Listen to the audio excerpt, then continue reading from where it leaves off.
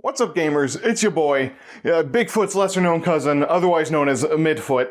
Hi, Happy New Year! This is weird. You can see me, and I can see you. And I'm like weird and animated, and you could see my feet, but not for free. That costs money.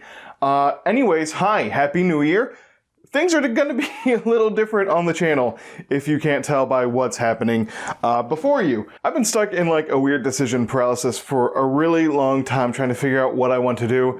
And really, I just decided I'm just going to talk about games that I love. So yeah, without further ado, I'm going to be talking about my most played shooter on Steam, Hunt Showdown. I feel like I should have said something after that. What? Oh, down south in the land of traders, rattlesnakes and alligators, right away, come away, right away, come away. So Hunt Showdown is one of my favorite multiplayer shooters. Well, at least my favorite active one. Now, there's a lot I could talk to you about Hunt, but it's kind of a lot, and not all of it is very relevant, so I'm really just going to keep to the skimmed down Cliff Notes version. Hunt takes place in 1895 in a corrupted version of a Louisiana bayou where the citizens and wildlife have become horrible monsters. And so most people decided that the zombie and the occasional pigman throwing fireballs was probably bad for business, so it's up to you and other hunters to go rid the bayou of its infestation. And this all plays into the atmosphere of Hunt being a horror-adjacent PvPvE rootin' tootin' cowboy shootin' action game. And really, I wish there was more media like this because, like, it mixes Wild West and horror so well together. And I wish there was more of that so I could just inject it straight into my veins. Now, for the most part, the gameplay loop is rather simple. You or a group of friends must venture down the bayou, And using a power called Darksight, you search for clues. they look like weird little ground sphincters. And once you collect 3 of them, you locate the boss slayer. Once you locate the boss slayer, you go there and you kill the boss, banish it, take its token. Once you grab its token, you have 5 seconds of wall hacks, and then you escape with your bounty. And of course, you gotta kill any player or monster that gets in your way and tries to stop you. Hi everybody, Future Sam here. Past Sam here, bit of an idiot. He's a bit of a numbskull. Look at that guy. Not a thought going on in between those eyes. He forgot to cover some of the boss monsters and what they do, so we're gonna go over that real quick. So starting off, we got the Butcher. The Butcher's a big, flaming, hulking pigman with a flaming hook that shoots fireballs and lights everything around it on fire. The Butcher, pretty inoffensive as far as bosses go. It's really straightforward.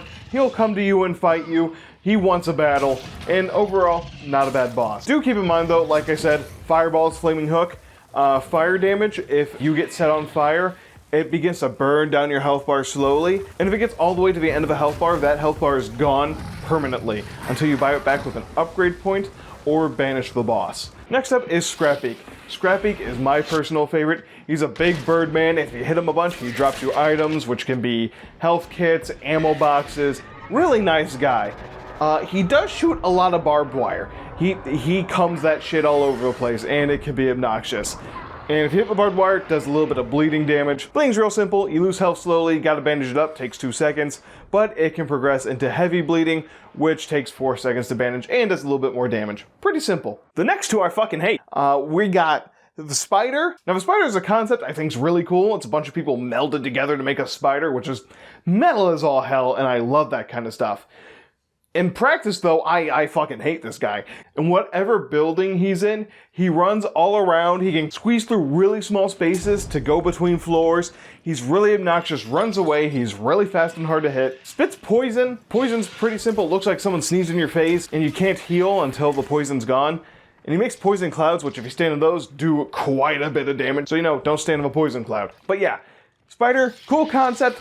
Hate the fight. And up last is the assassin. This dude makes me want to do a pirouette into a goddamn wood chipper. I hate fighting this guy. If at all times possible, I try to avoid fighting the assassin.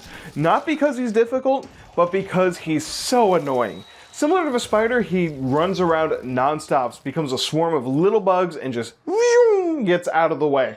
He can clone himself, which also obnoxious. Man, do I wish I never had to fight this guy.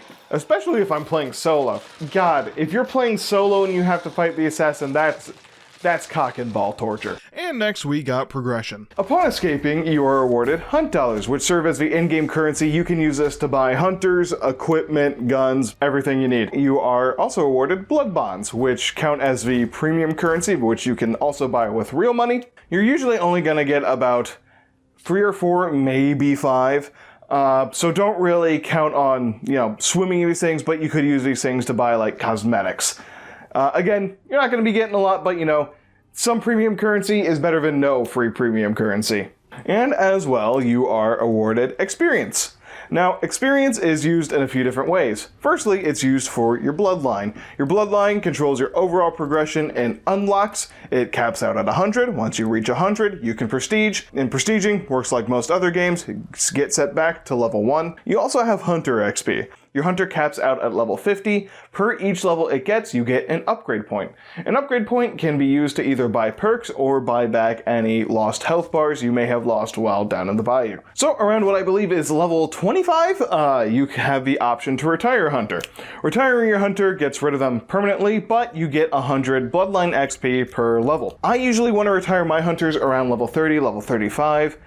Because if you hold on to them too long, they might die and you just lose a bunch of XP, which that's what I do. I'm a big stupid idiot. I take level 47 hunters in and lose them because I have no self-control. Anyway, for the most part, I think the progression system is pretty solid. The only criticism I have is the final 10 levels of your bloodline is just currency, and it feels kind of empty. So I'm not a huge fan of that, but otherwise, pretty solid. Anyways, now that I've talked about the basics, we get to talk about the good stuff. Hunt is by no means a perfect game. Not even close. But what it does well, it does excellently. In my opinion, the PvP in Hunt is easily the highlight. As I've already mentioned, the game takes place in 1895, meaning a lot of your weaponry is dated to the 19th century. That means a lot of your weapons are not going to be semi-automatic. You're going to have a lot of bolt action, lever action, and single action. And if you don't know what single action is, that means each time you take a shot, the hammer goes down and you gotta manually pull it back before you can shoot again. Now, slow weaponry might sound boring, but believe me, there are exceptions. And those exceptions, oh boy, you can commit so many war crimes. Now, with these guns being so old, that means there's gonna be a delay between each of your shots. And with a lightning fast time to kill, or with only maybe 1 or 2 shots needed to kill someone, that makes each shot missed devastating. And what this makes for is really suspenseful, intense, but thrilling and exhilarating gunfights, where each shot missed and each shot hit could be the difference between life or death. It is fun, it is addicting, and it is why Hunt has its claws in me and I can't get away from it. I love it. It is so much fun. And personally, my favorite way to play PvP is by using the melee weapons. Most of the melee weapons are one-hit kills. However, you do have to charge your enemy, making them high risk, high reward. And it's really fun to see the panic in a player when you charge them with an axe over your head, ready to chop down on them. And because of the low time to kill, this makes 1v2ing and 1v3ing actually doable. It's tough, but doable. And a real quick story. When I was first getting into Hunt, like maybe my second or third game, I was playing with my friend, we'll call him Chad Thundercock. Now, Chad Thundercock, he's got a couple hours in Hunt, just a few. And he was kind of showing me the ropes, and for the most part, game started out normal. Collecting clues, we went to a bounty location. After we killed the monster, the whole entire server fucking rolls up. A server generally has about 12 people total. And so this leads to a massive fucking firefight. And because I'm new, I'm going down, I'm missing every shot. He's got to revive me while fighting off other players. And by the time it's all said and done, I have no kills. I may have hit 1 or 2 people, I have no kills. Chad, however, has 10. Chad Thundercock single-handedly wiped the entire server. That shit was nuts. It is to this day one of the coolest things I have ever seen in Hunt, and for him, it was Tuesday. This man was not fazed by that shit at all. It was normal. And holy fuck, was it awesome. Anyways, enough about Chad and his Thundercock. Let's actually talk about the guns. Now, for the most part, you got your average cowboy guns. You got your lever action rifles, your revolvers, your double barrel shotguns, you know, fun stuff. But you also got some more unique weapons, such as the Lamat. The Lamat is a 9-shot pistol where you can also switch to a shotgun mode. Fuck it, why not? I'm a big fan of that. It's kind of fun and kind of silly. Now, we also gotta talk about variants. Variants are really what make this game shine. For the most part, unlocking them, pretty simple. Use a gun a lot, you get XP for it, and you unlock variants. The variants could be, you know, simple things like a scope or a silencer. It could also be a fully automatic sniper rifle. Why not? Your revolver, 6 shots, not enough for you? Dude, you slap that dinky cylinder out of there, put a 17-shot chain on that bad boy. You never have to reload that shit. A bow and arrow? Kinda cringe. But slap a frag grenade on the end of that bow there and go to town. God, this one's not even a variant. It's just called the Bomb Lance. It's a spear that shoots exploding crossbow bolts. Because, fuck it, why not? The variants in this game are so imaginative, fun, and just really add flavor and spice to the whole game. It is excellent, and I could talk about it for days. Up next, we got perks. And I think the perks in this game are really cool for a few reasons. Firstly, they all come with their cool, gothic, body horror style art that I think is really awesome and just really metal, and I really like it. What I like about the perks in function is that they serve as small little boosts in the quality of life that make a really noticeable difference on small things around the game. For example, Gator Legs, my beloved, makes it so that you go through water quickly and quietly. And this makes a really big difference because when you're in the Louisiana Bayou, there's a lot of water all over. And then there's more swingy, powerful perks like fanning. Fanning takes your dinky single action revolver, and whenever you hip fire it, you can fan the hammer, making it into almost a machine gun. It's inaccurate, but you do get a fire really fast, and it's a lot of fun. And you can even use this on the 17-shot chain pistol, and just go to town, go crazy. It is so much fun. And I'd really recommend, if you're a new player, really experiment and learn what all the different perks do and get familiar with them. That way, when you're playing, you know what perks you need to go for, what's best for your hunter, and how they all work and interact with each other. And so you may be thinking, fanning fully automatic sniper rifle, is any of this balanced? No! Not even close. This game is horribly balanced. As I said, fully automatic sniper rifle.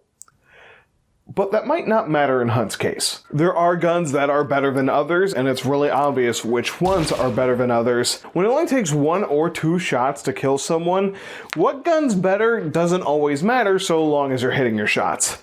Secondly, I'd argue that with how fun Hunt is, it easily overtakes the balance issues. As well, a lot of the more crazier variants like the fully automatic sniper rifle and the better guns in general, they cost a lot of money to buy or a lot of experience to unlock. So this means that if someone wants to take these on repeat runs, it's going to cost them a lot of money, and if they die, it's really going to slow down their progress and drain them of all their currency. And so while these variants and weapons are very strong and unique, you really don't see them all that often because of these factors. So while yes, the game is unbalanced, in Hunt's case, I don't really think it matters too much. Up next, we need to talk about Hunt's sound design. It is immaculate. It is easily one of the best parts of Hunt, and it is so important for the entirety of the game. Now, at first I thought that it'd be easier to name the things that don't make sound versus things that do make sound, but the T-chart of everything versus nothing is really unhelpful, so I'm gonna have to break it down section by section. So firstly, we got sounds you'll hear in combat. One of the most important sounds in Hunt is this noise. This is one of the only 2 cues you get when you kill a hunter, besides, you know, their body flopping on the ground like a fish. And any other kill indicator isn't really needed. You don't need like a Call of Duty-esque visual that's like 1 kill. That's not needed. That sound is clear as day. it's obvious, and it's really well made. There's honestly so many sounds I can talk about in Hunt that are just so well done, and how like important sound is just, it's really spectacular, especially in this game. Everything you do makes a sound between healing, reloading. I mean, step on a branch wrong and it makes a loud cracking sound, so just about anything you do can make sound. And learning to manage this in combat situations is important. You don't want your opponent to know your next move, so you need to learn how to avoid sound traps, broken glass on the floor, empty cans of beans. Let me tell you, the directional audio is just, whew, so well done. It is immaculate. It takes out so much guesswork from playing in the game, and you can really just tell where everything is. You know where people are moving, you know how they're walking and what they're stepping on. It is really just excellent. I could talk about the sound for hours, and when I first recorded this segment, it was 45 minutes. So I can't do that again, and we gotta move on. Anyway, now that sound design's out of the way, now that we've had the good, we gotta have the bad. Now, as you can probably tell, I love Hunt. Hunt's one of my favorite shooters. It's my 4th most played game on Steam. I just adore it, but it is not perfect. It is so far from perfect. This game's got a lot of crust on it. And the first thing we're going to talk about is quick play. Your standard bounty hunt mode is typically in teams of 2 or 3, and you can go in solo, but you'll be fighting teams of 2, and there's an option you can enable where you fight teams of 3. And in this mode, you gotta buy gear, buy your equipment, all that, go hunt down the beast. But say you wanna, you don't wanna spend money on a hunter or equipment, and you want a true solo experience going against other solo players. That's where quick play comes in. In quick play, you get to choose 1 of 5 hunters. I like scrolling through till I get one that jump scares me with a T-pose. That's how you know it's a good one. So when you spawn in, you'll be put on a random part of the bayou, and this game mode kind of has a more battle royale kind of feel to it. Go from location to location, picking up gear and equipment so that you're ready to fight other hunters. However, this whole time you need to be finding these things called rifts. And once you find 4 rifts, you open something called the Wellspring, which makes the game into sort of a King of the Hill game mode, where whoever kills you, they become the controller of the Wellspring, and you have to defend it till time runs out. Now, on the surface, this game mode isn't really bad. The game timer starts at 15 minutes, meaning that a quick play game is quicker than your average normal game of bounty hunt. And because there's no equipment you need to buy, it's cheap, you get a good amount of money from it, so overall, those are some pretty good aspects. However, it falls short in one big area. It is boring. It is agonizingly slow. So when you finally open the Wellspring, you could have still 10 minutes left on the clock, and you have to last all those 10 minutes defending the Wellspring. When you kill a hunter, you get 100 seconds off your timer, and once all hunters are gone, you don't even have to wait for the timer to finish, you can just leave immediately. The issue is, because everyone in this lobby is a solo player, most of them are going to be playing a lot slower than usual. For the defending player, they want to hole up inside a building so that they're not out in the open versus like 11 other people. And for the attacking players, they want to play slow and steady because the defending player could have traps, a shotgun. They could be really ready to take on defenders. Not to mention, they have to worry about the 11 or 10 other attackers out there. And so this leads to a lot of waiting. And waiting. And waiting. And this is why I have issues with quick play. It's because this period of waiting can be so agonizingly boring. And for it to all just to be cut short by one unlucky mishap, it's pretty frustrating. And that's my biggest issue with quick play, is very little do I find myself thinking, man, I'm so glad I played quick play, but instead I find myself bored and frustrated, which is a terrible combination. I'm not really sure what I'd do to fix quick play and to make it more appealing. For now, I just play solo on Bounty Hunt because I find that way more enjoyable. So in the end, quick play, not very good, but also not terrible. I can see some people, this being their kind of game mode, but it is definitely not for me. Up next, I kind of want to talk about MMR. It's not bad. It's not great, though. This is one of the weirdest MMR systems of any game I've ever played, and I'll get into why. Now, for the most part, it's pretty simple. You have 1 through 6 stars, the majority of players being 3 or 4 star, I believe. And if you kill a player of a higher rank, that increases your chance of ranking up, get killed by a player of a lower rank, that increases your chance of ranking downwards. I'm typically 3 or 4 star. There's like a whole month or two I was 5 star, and I noticed that people began to play more like rats. There was a lot of bush Wookiees, and apparently it gets even worse at 6 stars. People play like goddamn cockroaches, and it's apparently a pain in the ass. And apparently that's also a problem with 2 stars and below, where people are a lot more timid and like to hide and be, rats. But 3 and 4, it's kind of that sweet spot. You will see some bush Wookiees, but there's a lot of people who got that bloodlust. They want action. They want combat. So it's one of the few games where being a mid-level player is actually optimal because it's a lot more fun, which is crazy to me, and that's why I think the MMR system's so weird. Be weird. Be mid. Don't be good and don't be bad. I suppose during this time I should also talk about legendary hunters. Now, for the most part, legendary hunters are excellent. They provide some really cool skins as well as weapon skins, and I think that's great. And one of my favorites is Red Shirt. He's a dude with a big red shirt, as the name implies, and a big old target on him, and he's my favorite. He's funny. I also like Sheriff Hardin. I like being the sheriff. I like being the rootin' tootin' cowboy. However, there are some skins that are not so great, such as skins like Kane and the Headsman. Now these skins, if you have the supreme misfortune of being in a darker area of the map or on a nighttime map, you are not gonna see these skins. There are some skins that are just so dark you can't see shit. And they are frustrating because they are so hard to see. You can't kill them, it's doable, you can spot them, but if you're not paying too much attention, they'll just come out of nowhere and kill you. And then while I hate using the word pay to win, it certainly doesn't feel great when this naked swamp man, who you had no chance of seeing, comes out of the shadows and clubs you over the head.